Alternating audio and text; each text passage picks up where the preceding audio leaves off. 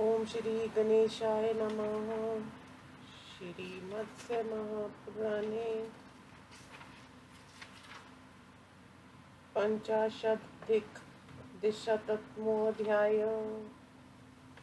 सूतवाच नारायण वचा श्रुत्वा बलिनस्ते महोदधो तत्पया सहिता भूत्वा चक्रिरे भृशमाकुलं तथा शतसहस्राशु समानयेव सागरात् प्रसन्नाभ समुत्पन्ना सोमशीतांशुरुज्ज्वला श्रीरन्तर्मुत्पन्ना घृतात् पाण्डुर्वासिनी सुरादेवी समुत्पन्ना तुरुगा पाण्डुरस्तथा कौस्तुभक्षमणिदिव्यश्रोतपन्नोऽमृत सम्भवा मीरीचीवी कच श्रीमान् नारायण पुरोगता पारिजातक्ष्विकच कुसुम सत्बकाञ्चिता अनन्तरं पर्शन्स्यस्ते धूममम्बरसनिम्भव आपूरित दिशाभागं दुस्सहं सर्वदेहिनां तमाग्राय सुरा सर्वे मूर्छिता परिलम्बिता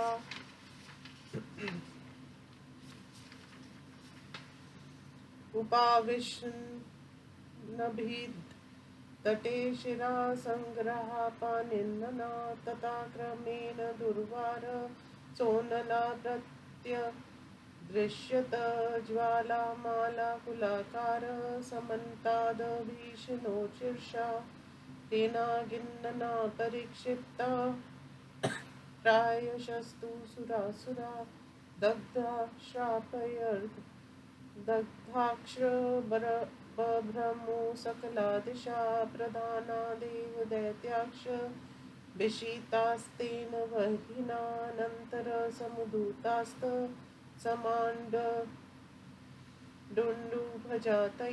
कृष्णसर्पा महादृष्टां रक्ताक्ष पवनाशना श्वेतपीतास्तथा चान्य तथा गोनसजातया मशका भ्रमराध्वंसा मशिकाशलभास्तथा कर्णशल्या कृकल्लासानेके चैव बभ्रुमो प्राणिनो दृष्टिनो रौद्रास्तथा हि विश्वजातया शाङ्गहालाहलामुस्तवत्सकारु कागुरुभस्मगा नीलपत्रादयेशाने शतशो बहुभेदिना येषां गन्धेन द्वहान्ते गिरिशृङ्गान्यपि धृतम् अनन्तरं नीलरक्सोद्भृगं भिनाञ्जनाभं विषं श्वस्तनं सन्तनं कायेन लोकान्तरपूर्केन केशाक्ष वहि प्रतिमेर्ज्वलति सुवर्णमुक्ता फल्गुशिताङ्ग किरीटिनं पित्त दुकूलजुष्टमनीलोत्पलाभं कुस्मे कृतार्ध गर्जन्तं बोधर्भीमवेगमा अद्राक्षुर्रम्भो निधि मध्यसंस्ततं सविग्रहं देहि भयाशरं तमा विलोकयेतं भीषणमुग्रे नेत्रं भूताक्ष वित्रे सुरथापि सर्वे केचिद् विलोकयेव गताः भवां निसंज्ञता चापय परे प्रपन्ना वेमुमूर्खे भयोऽपि च फेन मन्ये केचित्वापदा विस्मावस्थां श्रासेन तस्य निर्गर्तास्ततो विष्णुवन्द्रदानवा दग्धाकारनिभा जाता ये भूतादिरूपिणा ततस्तु सम्भ्रमाद विष्णुसत्मुवाच सुरात्मकं श्रीभगवानुवाच को भगवान् तत्प्रख्या किमिच्छसि कुतोऽपि च किं कृत्वा ते प्रियं चाय देवमाचक्ष्वमेखिलं तच्च तस्य वच श्रुत्वा विष्णो कालाग्निसन्नपि उवाच कालकूटस्तु बिन्दुन्दुभिनिस्वन कालकूटवाच अहं हि कालकूटाख्यो विशोऽमबुद्धिसमुद्ध्वा यदा तीव्रतरामश्रमश्ये परस्परद्वेषिभिः सुरासुरेभिर्मथितो दुग्धाम्भोनिधिर्वृत सम्भूतोऽहं तदा सर्वान् हन्तु देवान् सदान्वगान् सर्वाणि हनिष्यामि क्षणमात्रेण देहिनामावाग्रस्तवे सर्वे यात्वा गिरिशान्तिकं श्रुत्वा वैतद्वचनं तस्य ततो भीतासुरासुरा ब्रह्मा विष्णु पुरस्कृत्य गतास्ते शङ्करान्तिकं निवेदितास्ततो दवास्तेस्ते गणेशे सुरासुरा अनुज्ञाता शिवेनाथ विविशुर्गिरि शान्तिकं मन्दरस्य गुहां हेमी मुक्तामणि विभूषितां सुस्वच्छमणिसोपाना वैदूर्यस्तं मण्डितां तत्र देवासुरे सर्वे जानुभीर्धनिगते ब्रह्मां कृत्वा इदं स्तोत्रमुदाहतं देवदानवावचु नमस्तुभ्यं विरूपाक्ष नमस्ते दिव्यचक्षुषे नमः पिनाकहस्ताय व्रजहस्ताय धन्वने नमस्त्रिशूलहस्ताय दण्डहस्ताय धूर्जटे नमस्ते लोक्यनाथाय भूतग्रामशरीरिणे नमः सुराहरि हन्त्रे च सोमागण्यकार्गयचक्षे ब्राह्मणे चैव रुद्राय नमस्ते विष्णुरूपिणे ब्राह्मणे वेदरूपाय नमस्ते देवरूपिणे सांख्ययोगाय भूताना नमस्ते शम्भवाय ते मन्मथान्विनाशाय नमः कालक्षङ्करहंसे देवदेवाय नमस्ते वसुरेतसे एकवीराय सर्वाय नमः पिङ्गपर्दिने उमाभद्रे नमस्तुभ्यं यज्ञत्रिपुरघातिने शुद्धपोद प्रभुताय मुक्तकेवल्यरूपिणे लोकत्रय विधात्रे च वरुणेन्द्रागिरूपिणे ऋग्ययजुसामरूपाय परुषाय शराय च अग्र्याय चैव चोग्राय विप्राय श्रुतिचक्षुषे रजसे चैव सत्त्वाय तमसे तिमिरात्मने अनित्यनित्यभावाय नमो नित्यचरात्मने व्यक्ताय चैवाव्यक्ताय व्यक्ताव्यक्ताय वै नमः भक्तानामर्तिर्नाशाय प्रियनारायणाय च उमाप्रियाय शर्वाय नन्दिवक्त्राञ्चिताय च ऋतुमन्वन्तकल्पाय पक्षमासदिनात्मने नानारूपाय मुण्डाय वरुथपृथु दण्डिने नमः कपालहस्ताय दिग्वासाय शिखण्डिने ध्वनिवने रथिने चैव यत्ये ब्रह्मचारिणे इत्येव मादिच्चरिते स्तुतं तुभ्यं नमो नमः एवं सुरासुरे स्थाणुस्तुप्तस्तोष मुपागता उवाच वाक्यं भीताना सिमतान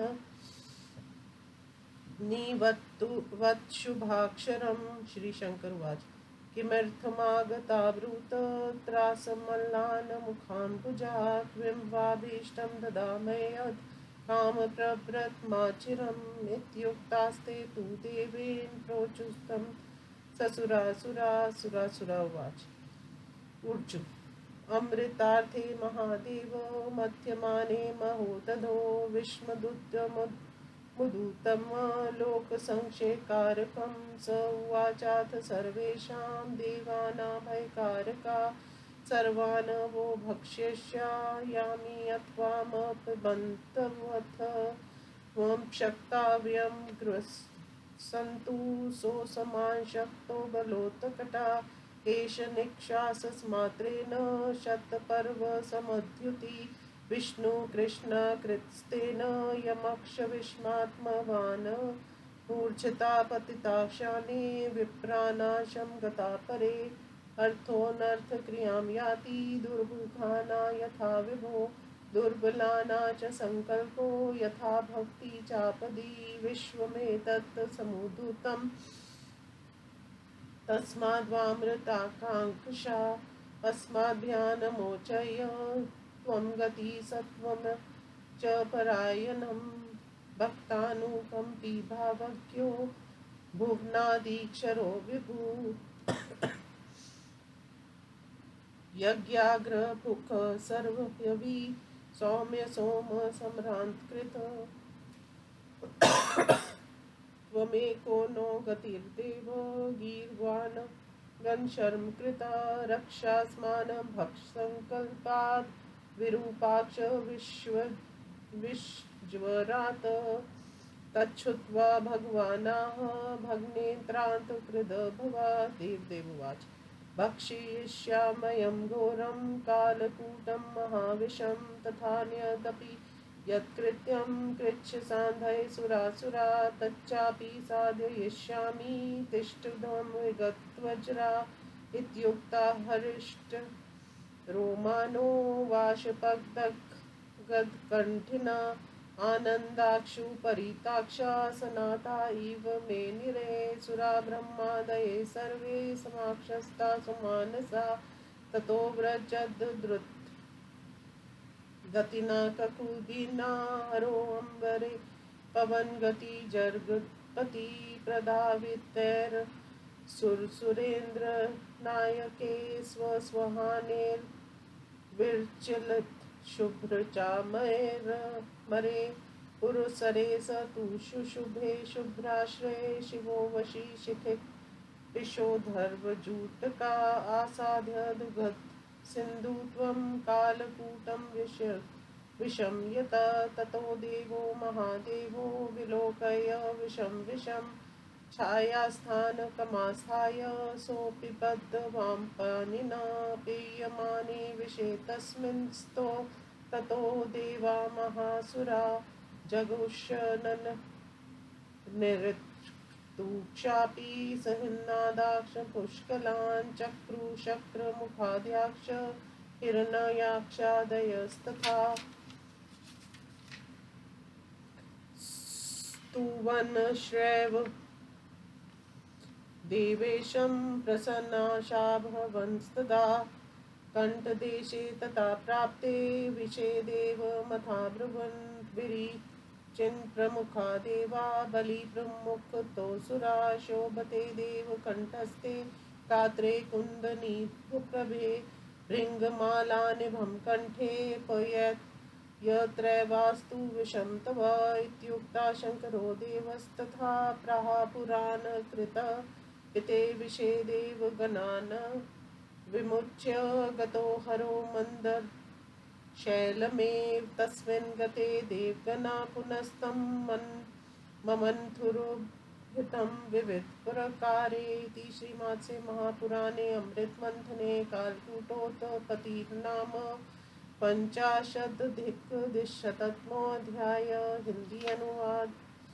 सूत जी कहते हैं, ऋषियों भगवान विष्णु की बात सुनकर वे बलवान सम्मिलित होकर उस महासमुद्र में उसकी जला राशि को अत्यंत शुभित करने लगे। इसके बाद समुद्र से 100 सूर्य की भांति दीप्तिशाली शीतल रश्मि उज्ज्वल चंद्रमा उत्पन्न हुए। तत्पश्चात समुद्र के जल से पीले वस्त्रों से शोभित लक्ष्मी उत्पन्न हुई। फिर सुरा देवी तथा पीले रंग का घोड़ा उत्पन्न हुआ। तदंतर नारायण के वक्ष स्थल पर शोभित होने वाली किरणों से व्याप्त शोभा संपन्न तथा अमृत से उत्पन्न होने वाली दिव्य कौस्तुभ भवानी उत्पन्न हुई। पुनः अनेक खिले हुए पुष्पों के गुच्छों से व्याप्त परिजात प्रकट हुआ। तदुपरांत देवताओं और दैत्यों ने आकाश के समान नीले रंगों के धुएं को निकलते हुए देखा, जो सभी दिशाओं में परिव्याप्त और सभी प्राणियों के लिए दुख सह था। उसे सूंघकर देवगण मूर्छित होकर गिरने लगे और हाथ से सिर को पकड़कर समुद्र तट पर बैठ गए। तदंतर क्रमश वह दुह सहे अग्नि दिखाई पड़ी। उसका आकार ज्वालों से व्याप्त था तथा चारों ओर फैली हुई लपटों से वह भीषण लग रही थी। उस अग्नि से प्राय सभी देवता और दानवगण विषय हो उठे और कुछ जले तथा कुछ अध जले हुए सभी दिशाओं में घूमने लगे। इस प्रकार सभी प्रधान देव तथा दैत्यगण उस अग्नि से भयभीत हो गए। कुछ देर के बाद उस अग्नि से डुंडुभ जाति के सर्प उत्पन्न हुए। उसी प्रकार काले विशाल दाढ़ों वाले, लाल वायु पीकर रहने वाले, श्वेत पीले तथा अन्य गौनस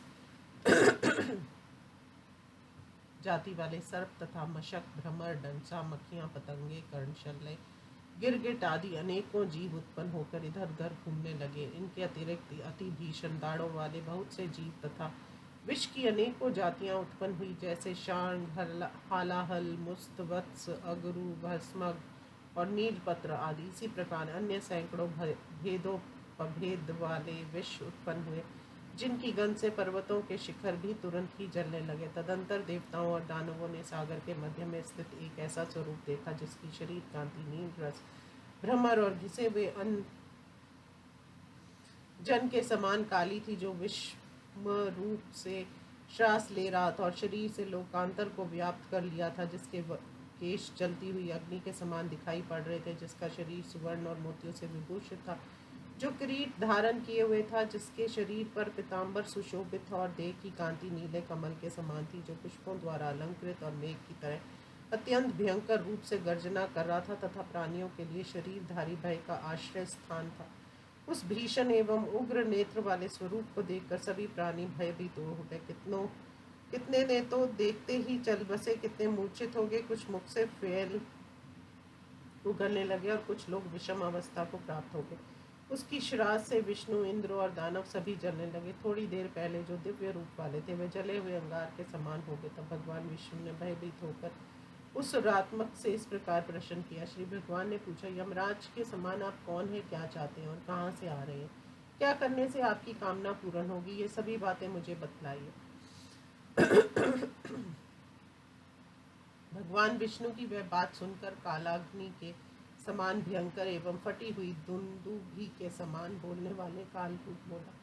कालकूट ने कहा, विष्णु, मैं समुद्र से उत्पन्न हुआ कालकूट नामक विष्णु जब परस्पर एक दूसरे के वध के अभिलाषी देवता तथा दैत्यों द्वारा उग्र वेग से अद्युक्त क्षीर सागर मथा गया, तब मैं उन सभी देवताओं और दानवों का संहार करने के लिए उत्पन्न हुआ हूँ। मैं क्षण भर में ही सभी शरीरधारियों का संहार कर सकता हूँ। अंत ये सभी लोग या तो मुझे निगल जाएं अथवा शंकर की शरण में जाएं। कालकूट की वह बात सुनकर देवता और असुर भयभीत हो गए। तब वे ब्रह्मा और विष्णु को आगे करके शंकर जी के पास जाने के लिए प्रस्थित हुए। वहां पहुंचने पर द्वारपाल गणेश्वरों ने जाकर शिव जी से देवताओं और दैत्यों की आगमन की सूचना दी। तब शंकर जी से आज्ञा पाकर वे लोग शिव जी के निकट मंदराचल की उस सुवर्णमयी गुफा में गए, जो मुक्ता मणियों से विभूषित थी, जिसमें स्वच्छ मणि जटित सीढ़ियां लगी थी और जो वैदूर्य मणि के सतम से शोभायमान थी। वहां ब्रह्मा जी को आगे कर सभी देवताओं और असुरों ने पृथ्वी पर घुटने टेक कर शिव जी को पंचांग नमस्कार किया और फिर वे इस स्तोत्र का पाठ करने लगे। देवताओं और दानवों ने कहा, विरूपाक्ष, आपको नमस्कार है। दिव्य नेत्रधारी, आपको प्रणाम है। आप अपने हाथों में पिनाक, ब्रज और धनुष धारण करने वाले हैं, आपको अभिवादन है। हाथ में त्रिशूल और दंड धारण करने वाले जटाधारी को नमस्कार है। आप त्रिलोकीनाथ और प्राणी समूह के शरीर रूप हैं, आपको प्रणाम है। देव शत्रुओं का संहार करने वाले तथा चंद्रमा, अग्नि और सूर्य रूप नेत्र धारण करने वाले को अभिवादन है। ब्रह्मा, विष्णु और रुद्र रूप, आपको नमस्कार है। आप ब्रह्मा स्वरूप, वेद स्वरूप और देव रूप है, आपको प्रणाम है। आप सांख्य योग स्वरूप और प्राणियों का कल्याण करने वाले हैं, आपको अभिवादन है। कामदेव के शरीर के विनाशक और काल के क्षय करता, आपको नमस्कार है। आप वेगशाली देवाधिदेव और वसुरेता, आपको प्रणाम है। सर्वश्रेष्ठ वीर सवर सर्व स्वरूप और पीले रंग की जटा धारण करने वाले को अभिवादन है। उमा के पति तथा यज्ञ एवं त्रिपुर का विनाश करने वाले, आपको नमस्कार है।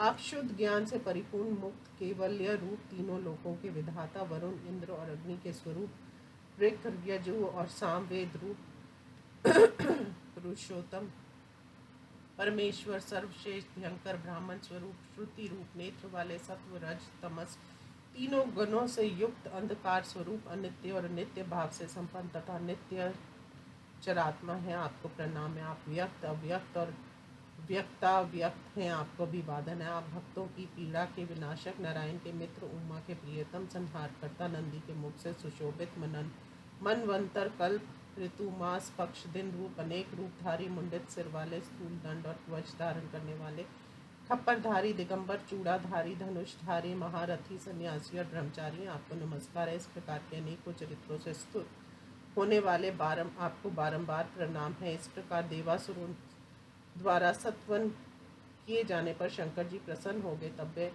उन भयभीत देवासुरों से मुस्कुराते हुए सुंदर अक्षरों से युक्त वचन बोले। भगवान श्री शंकर ने कहा, देवता एवं दानवों,